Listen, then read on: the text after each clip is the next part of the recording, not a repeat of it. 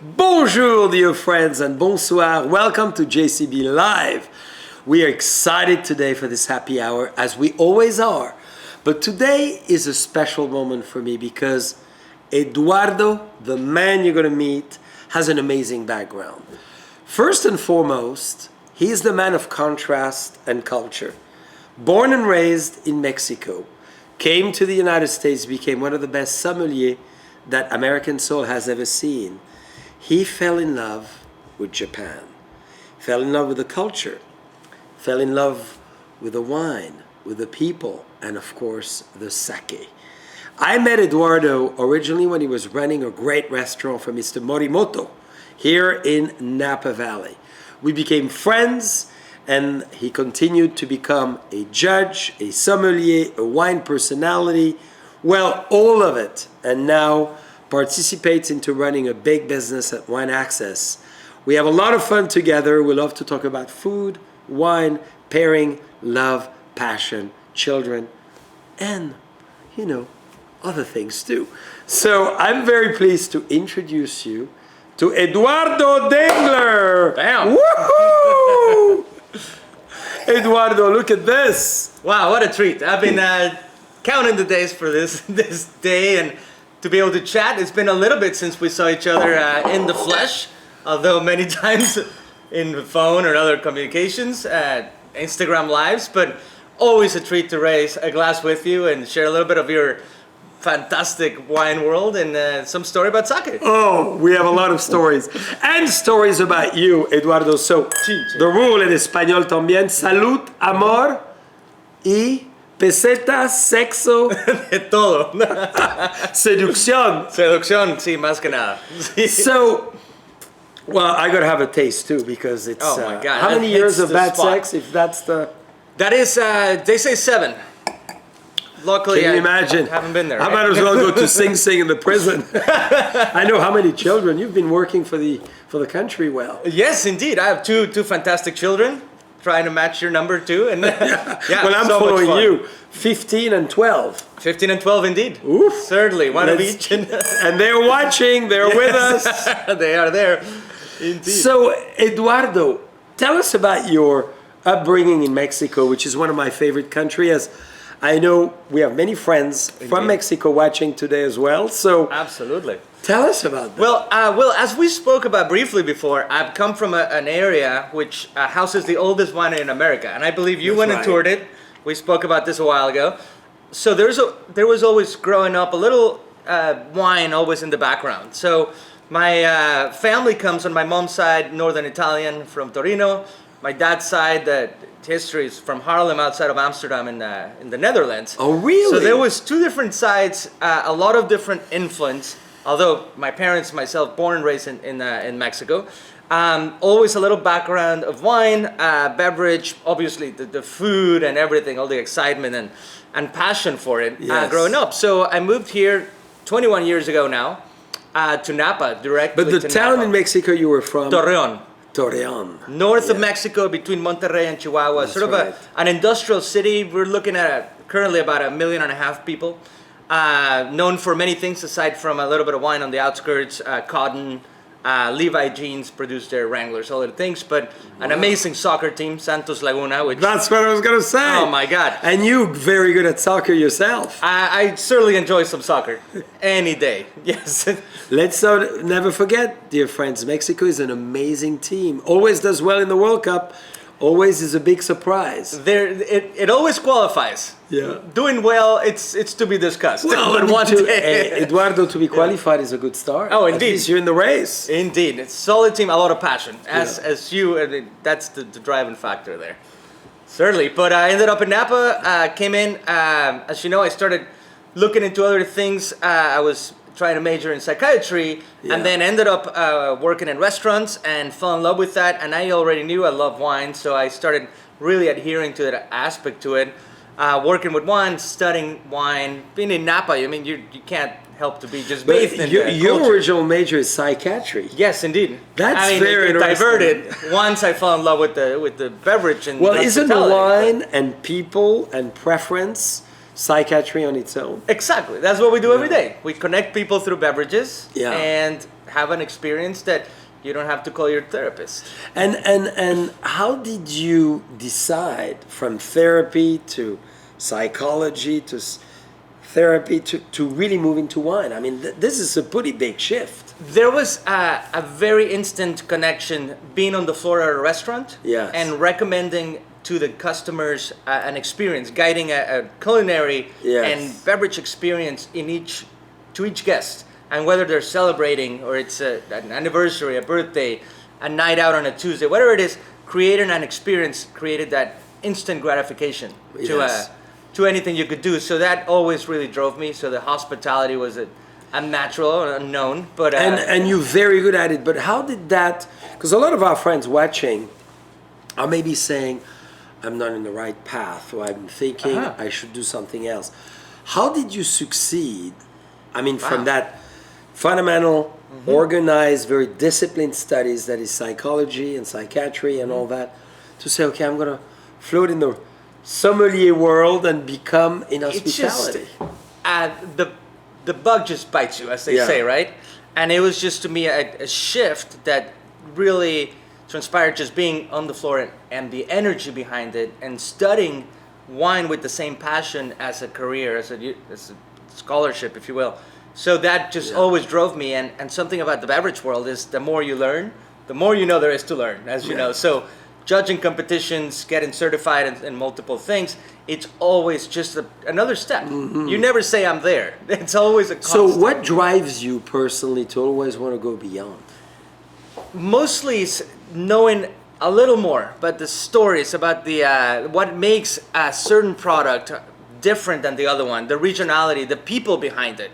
Yes. I mean, talk about Burgundy and talking about hundreds of years of history, right? And just walking through the different plots and production. Same thing with the sake brewery in Japan. It's like you're talking some established in the 1400s all the way to you name it, and it's amazing just that historical aspect. You're talking 16 generations behind, and everything that you get in ultimately in the glass. You can share the story with real people. That's right. Whether it's written form, as I write for a few publications, or through Wine Access, through the platform and putting the content, or sitting down with you and telling you about this thing, or you telling me about this new wine you're developing.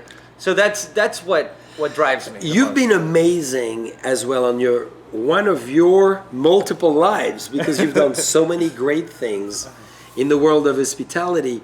You've traveled as well around the world to open restaurant with, you know, with Chef Morimoto. Yeah, I was a global beverage director. Yeah, for so Chef. tell us about that, because this is was pretty cool. I remember hearing from Edwardo in Asia, in the Middle East, I need some wine. Yeah, no, and this is actually, I had this anecdote because it is pretty unique. So started here in Napa, I took over the beverage director role.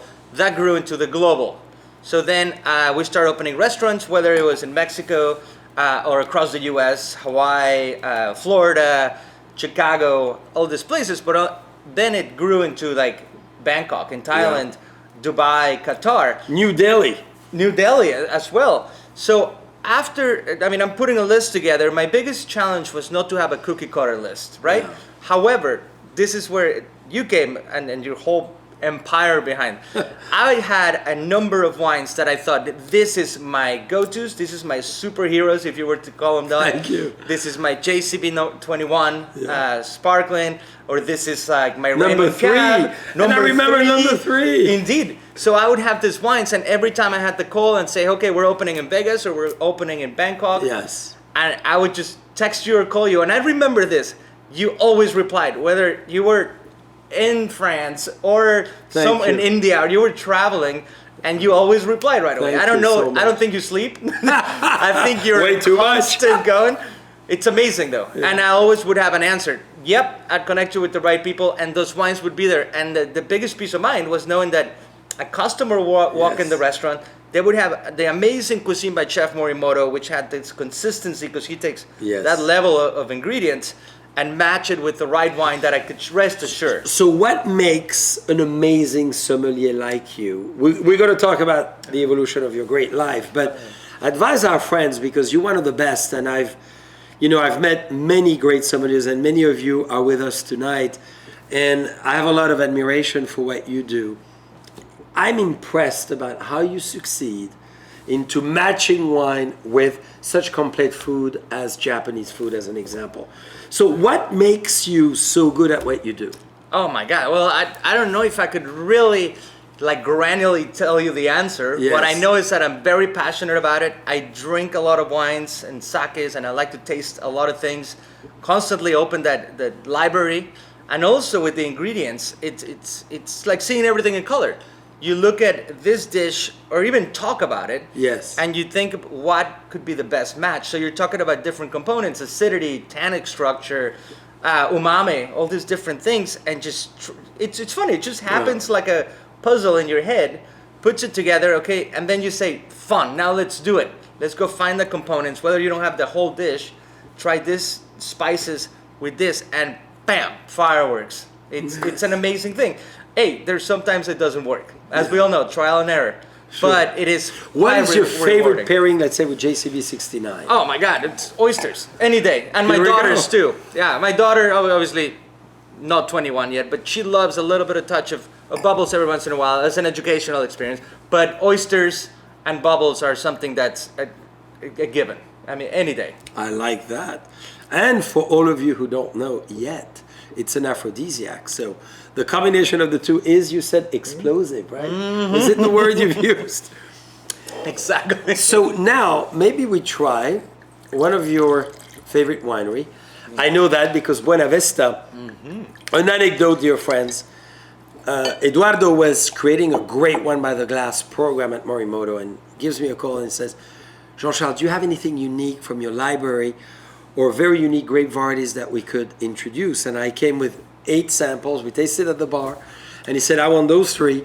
And we started this great program of bringing the, not as known grape varieties. So it was not Chardonnay, it was French Colombard. French Lombard, indeed. Give her Traminer and a Chenin Blanc, I think. You brought in. Yeah. Absolutely, and it was quite a hit, as you know. I mean, Yeah. the servers, the whole staff got behind it, which was contagious for the customers to sit down and say, "Wow, I know Buena Vista. I know it's one of the established wineries, if not the first, in California, consistently just creating amazing wines. But wow, I've never. I mean, how do you say that?" And it was That's like, it. "Oh, let's just blow your mind. Let's Reverse explore. demeanor." So Certainly. cheers to this great moment, and we're going to listen now the professional Edwardo telling us a true description of Buena Vista, which is a great wine. This is the 2019 Sonoma County. He's going to tell us a lot about sake today because, he's one of the very few I should say emperor of sake. So then we'll do a little sake tasting, but describe this for us. This is incredible. I think this definitely captures a California sunshine in a glass Yeah. with a little layer of like little marzipan, almond, roasted hazelnuts, just very well integrated. It has weight. Yeah. It's got plenty of orchard fruit and a little bit of like a tropical component. I mean, it's one of those wines that you keep digging, it keeps giving you more. It's like one of those people you meet, like yourself. It's like, oh my God, and now this, and now that. And you. it could be 8 hours of conversation. And easily you can go through a bottle in no time because you keep looking keep at that, looking at it. all the aspects, keep it interesting. Let me ask you, so in your mind, and I'd love for you to do, if you can, 2 things. Everybody loves Mexican food. I mean, who wouldn't? It's one of the best and most interesting in the world. And Japanese food. Take this wine and explain us your process of thinking about a few dish on the Mexican side and on the Japanese side with this wine. Wow. And how you thinking so all of us can learn about food and wine pairing to the ultimate level, because I ask Eduardo this because I think there's a few people so good at it as he is, and it's mind-boggling because I make wine and I always dream of that ultimate loving pairing, and you always do it. Well, I mean, if we were to talk Mexican dish, the first one that comes to mind, it's a green mole. So you're going diving deep into Oaxaca, Yep. southern area. I mean, a land known for moles and an amazing cuisine. A green mole is driven by sunflower seeds and nuts, but sort of a greener fresher Yeah. profile. There is heat, but it's not an overly heat. You're not going for spice. You don't want to sweat out of your ears like you were with a spicy curry. Yeah. But you want it to be balanced. So this wine, in my mind, it's just He was saying that for me because I'm the one sweating. When there's too many spices, I turn red. one of those things. You don't want it to be that, but just a simmering chicken mole, green mole, and it's just the way it gives you all those layers. Yeah. Making my mouth water, would really put me to this wine, because this wine, it has character, it has body, and it's not shy. At the same time, it's very gentle. So it would really just be like a bear hug to that mole, just all those layers, like this. spice. Same thing you could with an Indian curry that doesn't have a lot of heat. But I think the green mole, the nutty component to it, with this, that would be incredible. Sit me down any day. I love that. I love that. So you're making me wanting to have mole, and I'm thinking I'm going to have one day mole and the next day Japanese food. So there you go. On the Japanese front, where would you go with this? I would very, very happily sit down in a yakitori place. So a specialized 8-seater, maybe in Gion in Kyoto. Sit down, and they have a tasting menu of just grilled chicken skewers, marinated. And you have every piece of the chicken. I mean, from the breast to the heart. And you do a tasting menu. And this is one of those wines that would really take you through the whole experience. Kind of like watching Cinema Paradiso or a movie like that, where it just... One of my favorite movies, too. Really? Well, cheers to that. Indeed. That's what it would... it really kind of evokes the wine, just like those dishes would have a cadence. Yeah. It would really bring you to all the steps of You heard the word cadence. I love that. And you want to provide rhythm in your dishes. Exactly. You want to tell the story. You don't want to just one and done. This is an experience. You're going to do this for like 3 hours. You're going to sit there with friends, open a bottle, and watch it develop. And perhaps get the second one or move on to like... For sure. Something... Or to sake. Exactly. Which is what we're going to do.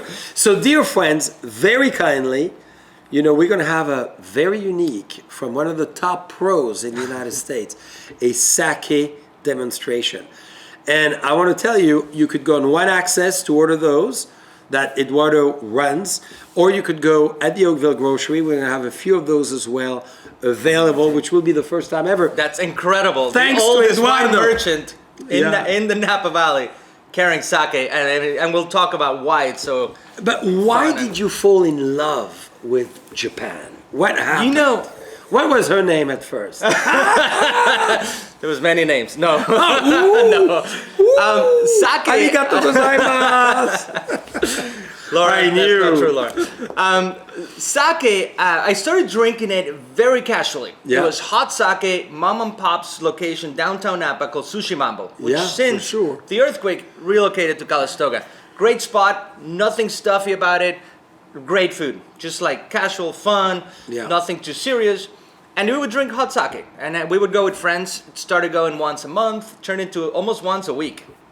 3, 4 of us, perhaps 5. We just get together, drink hot sake. Then in our head, and especially in my head, I started really getting into it. It was not just about, let's go just drink cheap sake. I was like trying to learn more. This is easily 15 years ago. So one of the pioneers of sake, because not many people into sake 15 years ago in America. I'll tell you a little bit about that and some of my mentorship as well. But anyway, we started drinking it. One of the things is that with other beverages in the world, with tequila, with gin or some things, you might say, every time I drink tequila, Jose comes out and I get angry. Or with gin, sometimes when I drink gin, it just doesn't do with me. I'm angry, right? Anyway, with sake, it's amazing. If you stick to sake, it's a very happy area. And you wake up feeling like $1 million, as long as you didn't mix it and you didn't do anything dumb. And you wake up as like, wow, that was pretty awesome. That's how it all started. And the flavors, the components were pretty giving. So I started studying it very casually, personally, nothing serious. Started buying what I could. Mind you, 15 years ago in Napa, there was no choice. I mean, even San Francisco, there's true sake, that's about it. But there was not a lot of stores carrying it. So what I could, I would get it, start learning. From there, fast forward to 2010, I get hired by Chef Morimoto, go through an extensive 2-week training on sake by some of my biggest mentors, Eric and Yudo-san. we sit down, we do all the components, and then it's just like, bam! It's like you put me on a Ferrari on the streets of Monaco going 100 miles an hour, like, bam! Well, and we now could do it's both. like, all about it. From there, I don't know if you know Stuart Morris, who is at Michael absolutely. Mina, one of my best friends, He's and fabulous. sources of creativity in the sake world. He makes a little bit of sake once a year in Japan, but he runs the Michael Mina Pabu, and he was with Chef Ken Tominawa. He opened a place here in St. Helena. Yes. And back then, I go on a date. This is, I can't remember if it's like 12 years ago. Go on a date. I believe it was a blind date. She was not Japanese. We sit down, we say, hey, and I'd never met him personally. I'd heard of him. I said, Stuart, we hear you're the man. We'll do a flight. So he brings 4 sakes, all filtered cold sakes in a little pedestal. And I could not tell you what he said. It sounded like blah, blah, blah, blah, the way he was describing it. However, and I was trying to pay attention, but as soon as I drank them and you start seeing the differences, it's like TVs in color for the first time. Wow. Like, bam! Everything exploded, started inquiring more, started getting certified and all these things. And then, I mean, the next step was So you going went to Japan. to a sake certification program. Indeed, yeah. Well, maybe we should serve sake number one. Yeah, let's get to it. And tell us about, sake certification and how it works. Absolutely. So there's a couple big sake certifications in the U.S. There's 3 major ones. The one in Japan, thank you, sir, is called JSS. Perfect. JSS is like the biggest body in Japan. Okay. However, a little Thank you. harder to come across, extremely difficult, but outstanding program. And he says things in a very Japanese way, in colors and shapes and all these things, without being too abstract. Yeah. There are 2 major ones in the U.S. One of them is the Certified Sake Professional. That's the one I took. It's led by John Godner, a guy that's born and raised in Connecticut, Cleveland rather. Went to Japan when he graduated from school, and he thought, I'm just going to go teach for a year, get a little breather, get in touch with the culture, falls in love with sake, and started knocking on doors until people started letting him into the breweries to learn more. This is in the 80s. By the time, like 15 years later, he started writing books about sake. He was all about it, so he started doing certifications. And you talk to this guy, he's a really big wealth of knowledge. I learned all my bases there. Amazing program. Well, and on that note, not that I'm interrupting you, of course I am. You need to tell us the completion of that. I'd love for you to walk us down the back label too. Oh, absolutely. We're going to ask Dylan to zoom in too, because this is so cool. So the back label of a sake generally, although it's not legally bound or anything, generally tells you a few things. The SMB, a sake meter value, gives you a range to plus 10 or minus 10. And just remember, higher is drier. So if you see a plus 10, it's going to be one of the driest sakes you'll come across. If it's a 2, it's going to be generous, little touch of RS perceptually. Okay. So that's one of the biggest things. The other things, what it'll tell you, obviously the alcohol. Alcohol range for sake is about 16%, 15 to 16. There are some that are going to be all the way to 22, and some as low as 7. Okay. Generally 20. So 16. 7 to 22. Roughly, That's the But range. your sweet spot's going to be like 15 to 17, Yeah. if you will. Other things it might tell you was going to be the rice strain that's utilized. Which is on this one as well. Yes, Gohyaku Mangoku, which is, say it with me, Gohyaku Mangoku. Yeah. And it's one of the father rices from Nigata region. Others won't disclose that, and we'll get into details about that. Why some are very transparent about their ingredients and what they use, but others are sort of very secretive because they have proprietary ways to doing things. Wow. Perhaps they're mixing rice, or they're doing a strain that's not usually commonly seen. But I mean, there's a whole other world about Japanese that. secrets. A lot of secrets, especially It takes coming a up. geisha to help to unveil the secret. Indeed. So how do you taste sake? So I love drinking sake just like with wine. Okay. So in Japan, as you know, very traditional and ceremonially, you have ochokos, which is the little ceramic cups utilized in so many ways. One of the best things about Japanese culture is everybody has their own. And I know you love this about it because you're the ultimate hospitalitarian. You sit down and you cannot pour your own. So you're constantly watching after each other in your table. That's right. And it's small, so it's a constant motion of seeing who's missing so I can pour some, right? Isn't it great? You take care of the others. Exactly. And you pay attention to what everyone is doing. You're constantly in tune, and it keeps you very engaged with your group.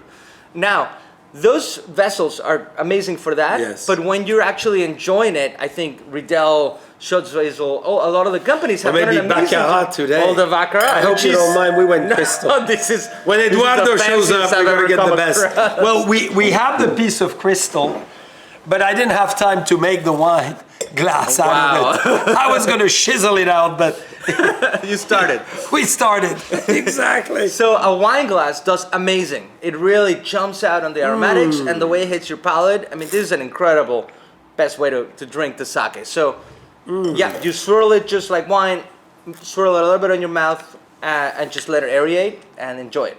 Wow. So how would you describe this one? Look at the package. This package, gorgeous sake, presentation. Although it's more of a classic style of the Nigata region, it is highly expressive. It has layers of like a little bit of zesty lemon, waba. It's got a little touch of farmer's market blueberries. It's generous. Yeah. It has a little bit of everything. I don't know. What do you think? I mean, yeah, I'm totally with you. And, maybe explain us the rice polishing ratio. It says 60%. So yeah, I think the volume is insane. And it's inviting. You use the word vibrant. Yeah. We use a lot of it in French tasting is generous. Généreux means a wine is generous. It's here to give you so much, and that's what I feel here. A ton of aroma, including a little mango on the back. Oh, absolutely. Which I find very exotically sexy. It was mouth-watering. So the polishing ratio, you have, I like to see it as a pyramid. So you have 3 levels on the pyramid. The bottom level, it's going to create a Junmai or Honjozo, which is the base level of the premium sake world. And what that means is out of the grain of rice, you take up to 30%. Okay. Or around 30% to make it that level. When you go 40% or less, then you create a Ginjo level. Okay. Or Junmai Ginjo. It's the happy medium in some ways, very versatile, starts giving you a lot of elegance as opposed to a little more richness. I see. And the third one, it's Dai Ginjo or Junmai Dai Ginjo. This is la creme de la creme, as they say in France. This is in the sense of beyond 50% of the rice has been milled away. So you only have the purity of the heart of the nucleus of the rice. 2 things go into effect. The polishing method takes about 3 days to get to that level. The other one is way lower yields. So automatically 90% of the time, higher price. Wow. Right? Because you're using more labor and more product. Of course. But the product it creates is delicate floral. So it is more expensive, not necessarily better or worse in terms of style. It's just what you like. Yeah. Do you like a very pure, soft, elegant, kind of floral-driven sake generally? Or you like a little more flavor and to evoke more things, more abundant? Right. So 2 different styles. Really. Exactly. It's just giving you Well, I got to style. tell you, I'm a big fan of this one. This is a Junmai Ginjo from Nigata. Incredible. So Nigata, it's like the Napa Valley of Japan. The best prefecture. If you ask a lot of people, there's the highest concentration of producers. There's 90 of them. And what gives a lot of the generous aspects and beautiful part of Niigata Prefecture is geographically speaking, you have the Eshigo Mountains. This mountain range is like the Alps that goes through between the country. Yeah. Cuts through, but also gives a lot of snow melt that transforms into the water you're being used for the sake. Okay. So water is very important, just like a beer brewery or a distillery, in terms of what gives you in the final product.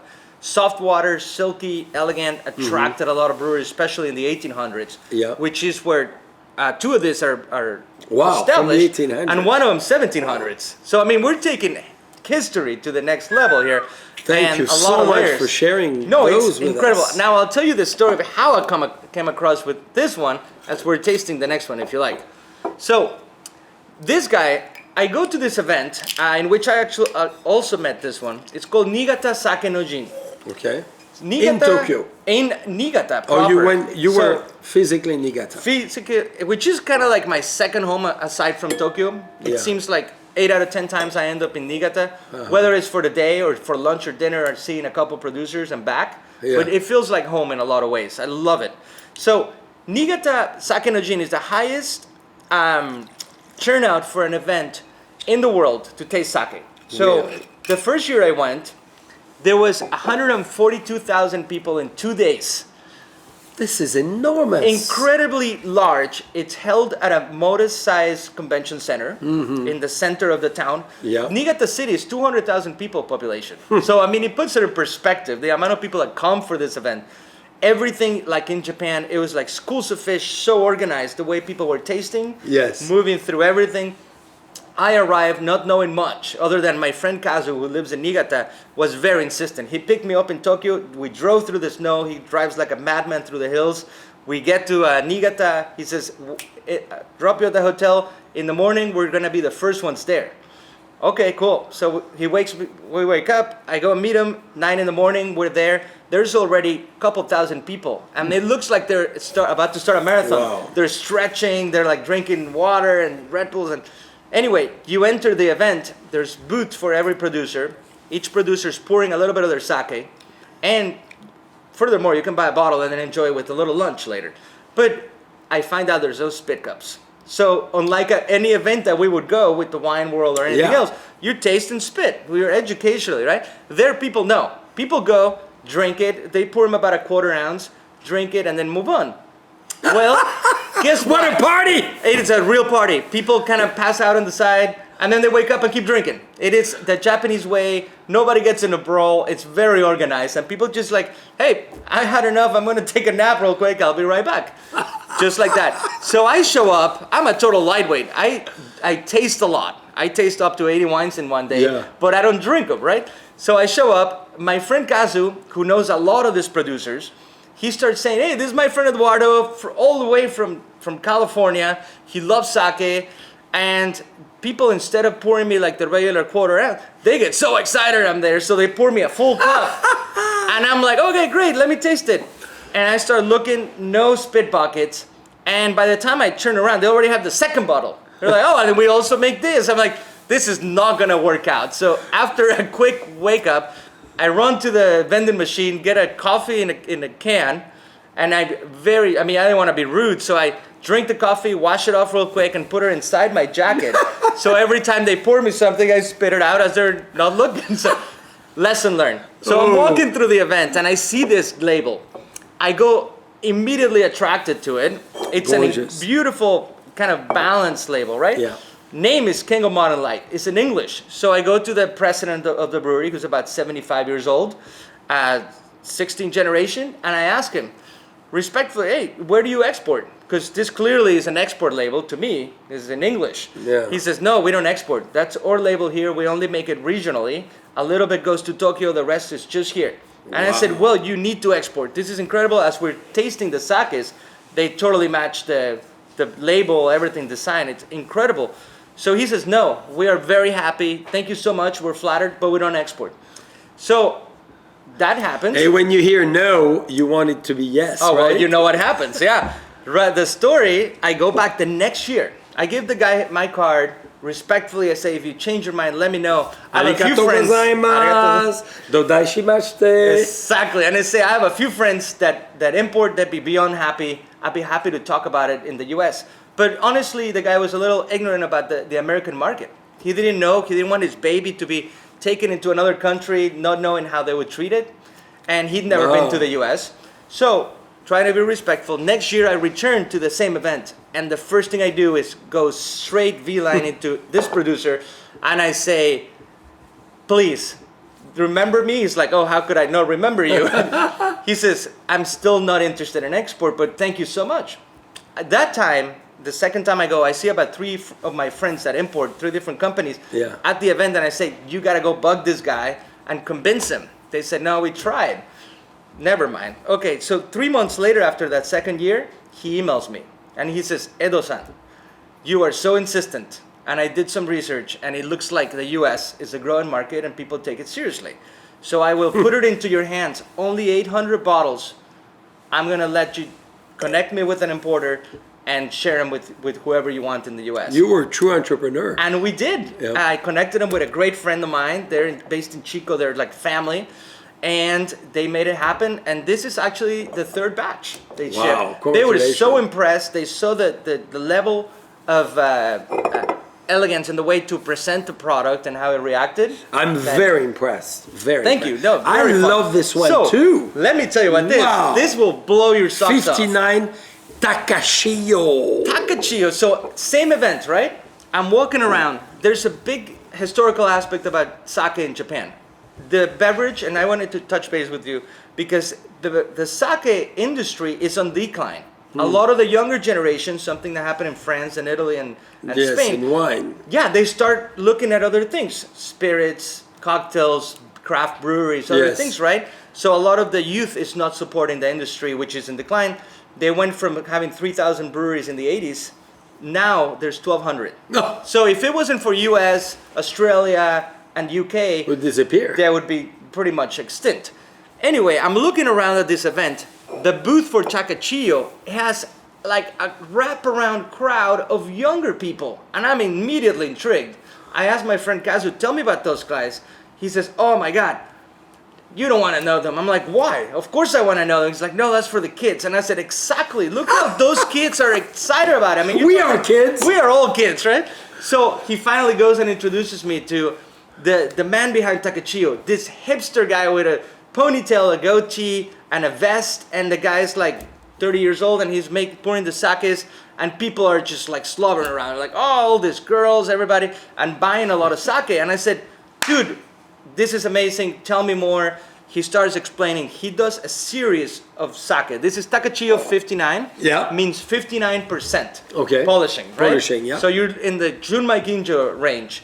Every chapter he does is a different rice strain. So this one is the Aipon, I love the idea. and what it does is every single one is Junmai Ginjo, every single one is unpasteurized Nama, which is very lively, as you can tell in the palate. Yeah, And very everything's much. made with Hashiyu-hashi, the Koba, which is 1801 yeast.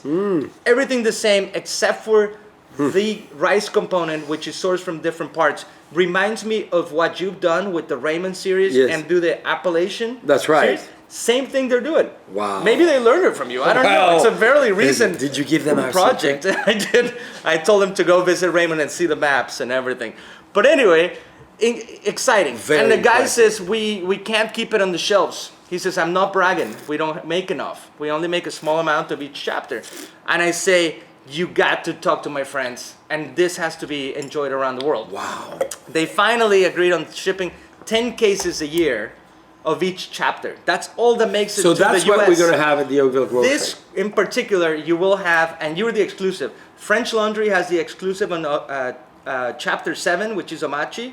Single Thread has I'm a glad number we're of not them. chapter 7. It's not a good No. style. A number of places around have really kind of held a few of them. I love it. We have Morino Kuma-san currently at Wine Access. Yes. All chapter 5 for Great. us. But this is like exclusive. So if So you dear wanna friends, find you'd it, better get on it right away you before I have no take it other in my way. cellar. No other way to come across it. But now, Eduardo, as we going to try the third sake, tell us as well about the San Francisco spirits competition that you've been so part of. I was Because invited. Eduardo not only does wine, sake, but spirits as well. I'm very humbled that I was invited to this competition. So I first started with the San Francisco International Wine Competition in 2016.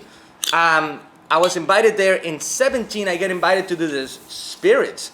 So the world of spirits is fascinating, and I've been doing this now every year since 4 years in a row for the 3 years in a row for the spirits. This year I just got my invite, and I've been doing it also in Las Vegas and in Japan, judging spirits on top of sake and wine, and it's fascinating. And dear friends, Eduardo was so kind. He was one of the first one ever at Morimoto to bring the JCB spirits. Oh, incredible stuff. In fact, we did the first caviar truffle and the gin tasting at Morimoto with yourself, and you gave us so many great ideas on cocktails and everything else. Oh, it's incredible. Thank you for that. Chin.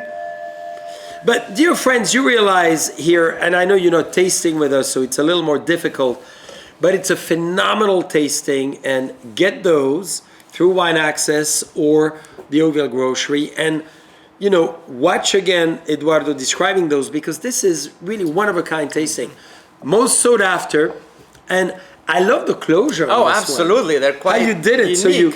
So you took off the first layer. Yep, that one seals on the outside, and then this little. It's like undressing a beautiful woman. Exactly. There's first the coat, and A then lot you go of, deeper and deeper. Perfect for Valentine's Day. Yeah, ooh, here we are. But I love the black on black. So this is incredible.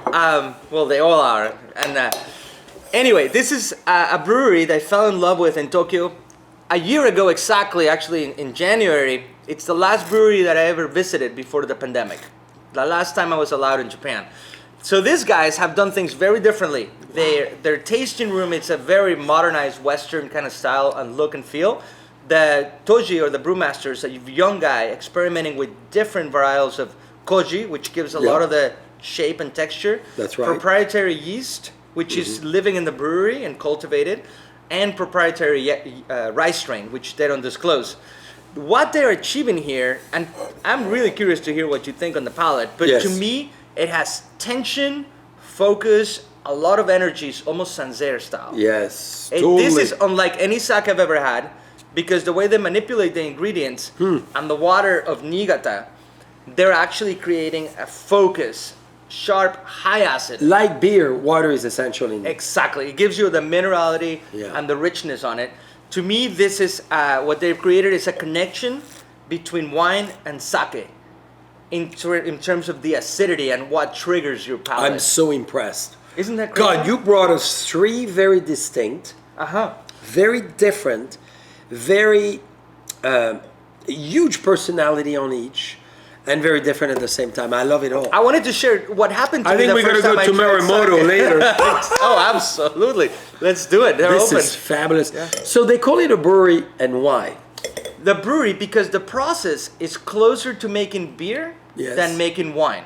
So in big words, and I don't want to put anybody to sleep, what happens is rice gets polished, gets dried after harvest, and then polished, taken away, and then split into batches, or steamed, put into batches. One batch gets the koji, which is the mold that starts activating the starch or turning it into sugars for the yeast to convert into alcohol. That's right. Right? Multiple parallel fermentation. So you put half of it in the dark room, kind of in a kind of like a sauna room, wood covered, warm, gets the koji going, and then you start putting in small batches, inoculating with the yeast, water, and doing additions 4 times, and then the fermentation starts happening around 2 weeks, and then you filter and all the other process. So the process itself, it's a little more a double activation, if you will, or beer-like. So why Edwardo knows so well about making, because he was part, dear friends, of a great experience. Oh my God. And I was so honored to ask Edwardo, who accepted, to be part of one of the first ever sommelier program at Raymond Vineyards. That was incredible. And you won again. I know. The he blend. keeps winning. No. It was such a fun project, and the ability to be able to sit down with Stephanie and the team and you guys and blend and taste it together, and not that alone, but the experience to hang out for 2 days with an amazing group of sommeliers from across the U.S. and abroad. That's it. And yourself pulling crazy bottles of wine and an extending meal. I think Michaud was the chef. Yes, at the time. Oh my God! Before he retired. This was 2012, if I remember. Yeah, you were one of the first alumni of the program. So we made this incredible wine, and you know, this year, Edwardo, as you know, many sommeliers have had a hard time, or food and beverage directors, and you know, so we created a fund as the sommelier wine. And most of the money is going to help, obviously, Sommelier Foundation and so forth. That's fantastic. Yeah, we've been very excited. We gave a big check to Chris Blanchard, who created the organization. Amazing guy, and the whole force is so united. You've been part of it now. Oh my God! Well, cheers! That's an amazing way to bring forward and pay it back. It's pay it back, which is key. So, Edwardo, what is your dream now? You've done so much, from Mexico to incredible talent in the restaurant, to now doing something extraordinary at One Access, to being the man behind so many great sake in the country, besides having 2 great kids and a beautiful wife, of course. What's next? I would say my answer is I'm living the dream. Yeah. I think every day I get to experience these things, and normally in a normal pre-pandemic world, travel a lot Yes. and visit France, Italy, Japan multiple times a year, and tell the story and bring back fun things. I think that's the dream. I mean, hanging out with the family, which is one of the best parts about the pandemic. Rocco, my son, has become an amazing chef. He's a Wow. master griller now. I can leave him out on the grill with a porterhouse, and he will cook it to perfection, better than me. So all those little things add up. Just fun. I mean, yeah, there's a lot of fun things about it. I'd say if there was a dream, it'd be like just to be able to touch more people at the same time and share this. Which you are amazing doing a things. lot with that at Wine Access, because your role has evolved now. You're not on the floor in a restaurant. You're not running 20 restaurants around the world. You are really focusing on a great wine selection. So how has that been? Oh my God, it's an incredible transition that you don't expect, right? From being on the floor and directing a number of different restaurants around the world, and furthermore training the staff and then getting the guests excited. Amazing, and I miss it often. However, now I have an incredible team behind me. All of us up and down, from our CEO Joe all the way down to like our ops teams, customer service, Sir Lucero, who you know, who's like we work side by side. It's incredible, and every day I pinch myself because it is a great way to work. So if you pinch yourself now, what would be a secret we should know about Edwardo that nobody knows? Oh my goodness, why would that secret be? Besides I the think fact there's that way you too can, many people watching for that secret. well, we could save that one for next time. So Eduardo, I think what would be great, you know, you're a very wise man, you great inspiration to so many. What about if you look at the camera and send a message to the world as far as 2021 and what you recommend to all of us? Hey, it just gets better. And get a glass of your favorite beverage, an outstanding wine, an outstanding sake. Create your story with it and share it with the world. And yeah, furthermore, just be a good person. That's all we need these days. Yeah, a lot of love. What a conclusion. You don't mind me drinking out of crystal. Oh my God, life is Listen good. to that sound. They hear it in Japan. Dear friends, we had bubbles, we had Chardonnay from Buena Vista, we had an amazing sake tasting. We were an incredible man that if you come to Napa Valley, you need to reach for Eduardo. We should all hang out at the Oakville Grocery. If you do come to the Valley, we'll go Brother John Charles and have a great time. And well, tell us as well about finally your Instagram, because you're on Instagram all the time doing great shows. Yes, so we have basically 3 different handles. Personally, Edo Dingler, EDO, sake drinker. And we're going to list all those. Yeah, sake drinker, and then Wine Access, which is where we're doing a lot of the outreach. Fantastic. We had you as a guest, which till now, no contenders to the top guests we've ever had. Well, we have as a lot expected. of fun, as always. I mean, I do Salvador Dali references and fun stories and an outstanding one. Go look at it's saved in there. But that's the 3 main ones with Instagram, and just the focus is to share the fun stuff and keep learning. Well, and keep learning.